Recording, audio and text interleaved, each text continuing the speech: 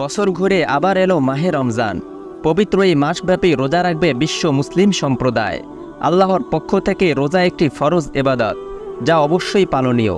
সুবহে সাদিক থেকে সূর্যাস্ত পর্যন্ত পানাহার ও স্ত্রী সম্ভোগ থেকে বিরত থাকার নামই রোজা। রোজা ইসলামের 5টি স্তম্ভের একটি। রোজা রাখার অসংখ্য ফজিলত কোরআন ও হাদিসে বর্ণিত রয়েছে। রোজা রাখলে যেমন আল্লাহর পক্ষ থেকে অনেক পুরস্কার রয়েছে, তেমনি না রাখলে রয়েছে ভয়াবহ শাস্তির বিধান। আর এই পুরস্কার ও শাস্তির বিধান নিয়ে আলোচনা হবে আজকের এই ভিডিওতে, তাই অনুরোধ করব না টেনে পুরো আলোচনাটি শুনুন। হযরত আবু হুরায়রা রাদিয়াল্লাহু তাআলা আনহু থেকে বর্ণিত, রাসূল সাল্লাল্লাহু আলাইহি ওয়াসাল্লাম বলেছেন, যেই ব্যক্তি ঈমান এনে সওয়াবের আশায় রমজানের দিনে রোজা রাখবে এবং রাতে নামাজ আদায় করবে, আল্লাহ তাআলা তার পূর্ববর্তী সকল গুনাহ মাফ করে দিবেন। হযরত আবু হুরায়রা রাদিয়াল্লাহু তাআলা আনহু থেকে বর্ণিত, রাসূল সাল্লাল্লাহু আলাইহি ওয়াসাল্লাম বলেছেন, আল্লাহ তাআলা বলেন, আদম সন্তানের বিভিন্ন নেক আমলের সওয়াব 10 থেকে 700 গুণ পর্যন্ত বৃদ্ধি করা হয়, কিন্তু রোজা ব্যতীত, কারণ তা আমার জন্য আর আমি এর প্রতিদান দেব। সে আমার কারণে তার প্রবৃত্তি ও পানাহারকে পরিত্যাগ করে। রোজা ঢাল স্বরূপ। রোজাদারের দুটি আনন্দ রয়েছে, একটি আনন্দ ইফতারের সময়, আরেকটি আনন্দ কিয়ামত দিনে তার প্রতিপালকের সাথে সাক্ষাতের সময়। হযরত আব্দুল্লাহ ইবনে মাসউদ রাদিয়াল্লাহু তাআলা আনহু থেকে বর্ণিত, রাসূল সাল্লাল্লাহু আলাইহি ওয়াসাল্লাম বলেছেন, রমজান মাস নিকটবর্তী হয়েছে। যদি আমার উম্মত জানতো রমজান মাসে কি কি নিয়ামত রয়েছে, তাহলে তারা গোটা বছর রমজান মাস হবার আশা করত। তখন খুজা গোত্রের এক ব্যক্তি বললেন, ইয়া রাসূলুল্লাহ, রমজানে কি কি নিয়ামত রয়েছে তা কি আমাদের শোনাবেন না? নবীজি বললেন, বছরের শুরু থেকে রমজান মাস উপলক্ষে জান্নাতকে সুসজ্জিত করা হয় এবং রমজানের প্রথম রাতে আরশের নিচ থেকে এক প্রকার বায়ু প্রবাহিত হয়, ফলে জান্নাতের গাছের পাতাগুলোয় মর্মর ধ্বনি উঠতে থাকে। হুরেরা তা দেখে বলতে থাকে, হে আমাদের রব, এই মাসে আপনার বান্দাদের মধ্য থেকে আমাদের সাথে নির্ধারণ করে দিন, যাদের কারণে আমাদের চোখ শীতল হবে আর আমাদের কারণে যাদের চোখ শীতল হবে। সুতরাং যেই বান্দাই রমজান মাসে রোজা রাখবে, আল্লাহ তাআলা তার সাথে মুক্তার খিমায় অবস্থিত ডাগরনায়না 2 হুরকে বিবাহ করিয়ে দিবেন। আর এ সম্পর্কে পবিত্র কোরআন শরীফের সূরা আর রহমানের 72 নং আয়াত আল্লাহ তাআলা ইরশাদ করেন, হুরুম মাকসুরাতুম ফিল খিয়াম, অর্থাৎ তাঁবুতে অবস্থানকারী হুরগণ, তাদের প্রত্যেকের গায়ে 70 জোড়া পোশাক থাকবে, প্রত্যেকটির রং অন্যটি থেকে ভিন্ন হবে এবং প্রত্যেকেই 70 প্রকার খুশবু ব্যবহার করবে। তাদের প্রত্যেকে লাল ইয়াকুতে নির্মিত মুক্তা দ্বারা সুসজ্জিত সিংহাসনে বসা থাকবে। প্রত্যেকের সিংহাসনে 70টি বিছানা থাকবে, যা রেশমের আস্তর বিশিষ্ট হবে। প্রত্যেকের জন্য 70টি খাদেমা থাকবে। আর এই সকল নিয়ামত রমজান মাসের অন্যান্য আমল ব্যতীত শুধুমাত্র প্রত্যেক দিনে রোজার বিনিময়ে প্রদান করা হবে।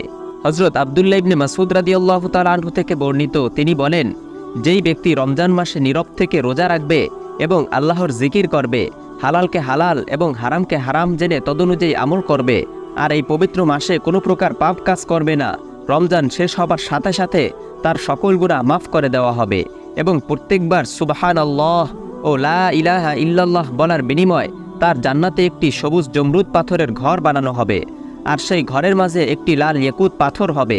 সেই লাল ইয়াকুত পাথরের মাঝখানে একটি স্বচ্ছ মুক্তার খিমা থাকবে, তাতে একজন ডাগরনয়না স্ত্রী থাকবে। সে লাল ইয়াকুতে সুসজ্জিত 2টি সোনার বালা পরিধান করবে, তার সেই বালার আলোয় দুনিয়া আলোকিত হয়ে যাবে।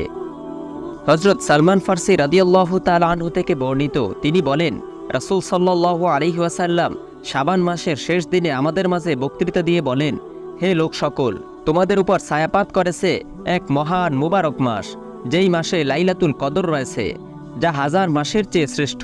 যেই মাসে রোজা রাখাকে আল্লাহ তাআলা ফরজ করেছেন আর রাতে নামাজ আদায় করাকে সওয়াবের বিষয় বানিয়েছেন।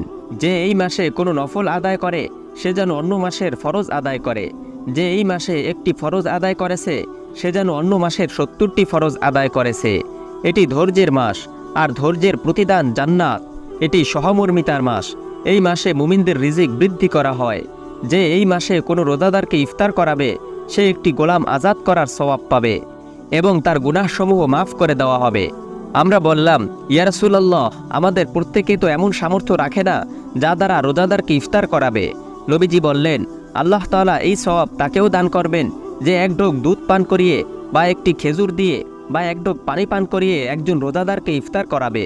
আর যেই ব্যক্তি একজন রোজাদারকে তৃপ্তি সহকারে ইফতার করাবে, তার সকল গুনাহ আল্লাহ তাআলা মাফ করে দিবেন।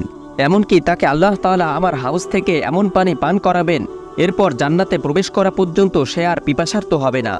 তাকে রোজাদারদের মতোই সওয়াব প্রদান করা হবে, কিন্তু রোজাদারদের সওয়াবের কোনো কমতি হবে না। এই মাসের প্রথমাংশ রহমতের, দ্বিতীয় অংশ ক্ষমার, আর শেষাংশ জাহান্নাম থেকে মুক্তির। যে ব্যক্তি এই মাসের তার শ্রমিকের কাজ হালকা করে দেবে, আল্লাহ তাআলা তাকে জাহান্নাম থেকে মুক্তি দান করবেন। রাসূল সাল্লাল্লাহু আলাইহি ওয়াসাল্লাম বলেন, রজব মাস আমার উম্মতের মাস। সমস্ত মাসের উপর এর শ্রেষ্ঠত্ব সকল উম্মতের উপর আমার উম্মতের শ্রেষ্ঠত্বের ন্যায়। শাবান মাস আমার মাস। সমস্ত মাসের উপর এর শ্রেষ্ঠত্ব সকল নবীর উপর আমার শ্রেষ্ঠত্বের ন্যায়। আর রমজান মাস আল্লাহর মাস। সমস্ত মাসের উপর এর শ্রেষ্ঠত্ব আল্লাহর সৃষ্টির উপর আল্লাহর শ্রেষ্ঠত্বের ন্যায়। হযরত আবু হুরায়রা রাদিয়াল্লাহু তাআলা আনহু থেকে বর্ণিত, রাসূল সাল্লাল্লাহু আলাইহি ওয়াসাল্লাম বলেছেন, আমার উম্মতকে আল্লাহ তাআলা রমজান মাসে এমন 5টি নিয়ামত দান করেছেন যা ইতিপূর্বে কোনো উম্মতকে দান করেননি। আর সেই 5টি নিয়ামত হলো, প্রথম, রোজাদারদের মুখের দুর্গন্ধ আল্লাহর কাছে মেশক থেকে অধিক প্রিয়। দ্বিতীয়, ইফতার করা পর্যন্ত তাদের জন্য ফেরেশতাগণ ক্ষমার আবেদন করতে থাকেন। তৃতীয়, রমজান মাসে অবাধ্য শয়তানদের শৃঙ্খলাবদ্ধ করে রাখা হয়, তাই রমজান মাস ব্যতীত অন্য মাসে সে যা করে তা রমজান মাসে করতে পারে না। চতুর্থ, আল্লাহ প্রত্যেক দিন জান্নাতকে সুসজ্জিত করেন এবং তাকে বলেছেন, শীঘ্রই আমার সৎকর্মপরায়ণ বান্দারা নিজেদের উপর থেকে দুঃখ কষ্ট ঝেড়ে ফেলে তোমার কাছে আসতেছে। পঞ্চম, শেষ রাতে আল্লাহ তাদের ক্ষমা করে দেন। সাহাবীগণ জিজ্ঞেস করলেন, ইয়া রাসূলুল্লাহ, আপনি কি লাইলাতুল কদরের কথা বলছেন? নবীজি বললেন, না, আমি রমজানের কথাই বলছি, কেননা নিয়ম হলো মজুরকে তার কাজের শেষেই পারিশ্রমিক দেওয়া হয়। হযরত আবু হুরায়রা রাদিয়াল্লাহু তাআলা আনহু থেকে বর্ণিত, রাসূল সাল্লাল্লাহু আলাইহি ওয়াসাল্লাম সাহাবীদেরকে সুসংবাদ দিয়ে বলতেন, তোমাদের কাছে রমজান মাস এসেছে, মুবারক মাস এসেছে। আল্লাহ তোমাদের উপর এই মাসের রোজা ফরজ করেছেন। এই মাসে জান্নাতের দরজাসমূহ খুলে দেওয়া হয় এবং জাহান্নামের দরজা বন্ধ করে দেওয়া হয়। অবাধ্য শয়তানদের শৃঙ্খলাবদ্ধ করা হয়। এই মাসেই লাইলাতুল কদর রয়েছে, যা হাজার মাসের চেয়েও উত্তম। হযরত আব্দুল্লাহ ইবনে আব্বাস রাদিয়াল্লাহু তাআলা আনহু থেকে বর্ণিত, তিনি রাসূল সাল্লাল্লাহু আলাইহি ওয়াসাল্লামকে বলতে শুনেছেন, রমজান মাসের আগমন উপলক্ষে জান্নাতকে বছরের শুরু থেকেই সুসজ্জিত করা হয়।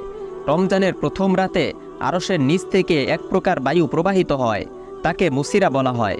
ফলে জান্নাতের গাছের পাতা এবং দরজার পাল্লাগুলো মরমর করতে থাকে, আর এমন আওয়াজ হতে থাকে যার চেয়ে সুন্দর আওয়াজ শ্রোতারা কখনো শোনেনি। ফলে ডাগরনয়না হুরগণ জান্নাতের ব্যালকনিতে এসে বলতে থাকে, আল্লাহর কাছে কি কোনো বিবাহের প্রস্তাব দানকারী আছে, যাদের সাথে আল্লাহ আমাদের বিবাহ দিবেন? এরপর হুরগণ বলতে থাকেন, হে জান্নাতের প্রধান প্রহরী ফেরেশতা রিদওয়ান, আজ কিসের রাত? ফেরেশতা বলে, হে কল্যাণময়ী মহিলারা, আজ রমজানের প্রথম রাত। তখন আল্লাহ তাআলা বলবেন, হে রিদওয়ান ফেরেশতা, মুহাম্মদ সাল্লাল্লাহু আলাইহি ওয়াসাল্লামের উম্মতদের রোজাদারদের জন্য জান্নাতের দরজাসমূহ খুলে দাও। হে রিদওয়ান, মুহাম্মদ সাল্লাল্লাহু আলাইহি ওয়াসাল্লামের উম্মতদের রোজাদারদের জন্য জাহান্নামের দরজাসমূহ বন্ধ করে দাও। হে জিবরাইল, পৃথিবীতে নেমে যাও এবং অবাধ্য শয়তানকে শৃঙ্খলাবদ্ধ করো। এরপর তাদেরকে সমুদ্রের গভীরে নিক্ষেপ করো, যেন তারা আমার হাবিব সাল্লাল্লাহু আলাইহি ওয়াসাল্লামের উম্মতদের রোজাকে নষ্ট করতে না পারে। রমজান মাসের প্রত্যেক রাতে আল্লাহ তাআলা 3 বার বলতে থাকেন, কোনো আবেদনকারী আছো কি? আমি তার প্রার্থিত বস্তু প্রদান করব। কোনো তওবাকারী আছো কি? আমি তার তওবা কবুল করব।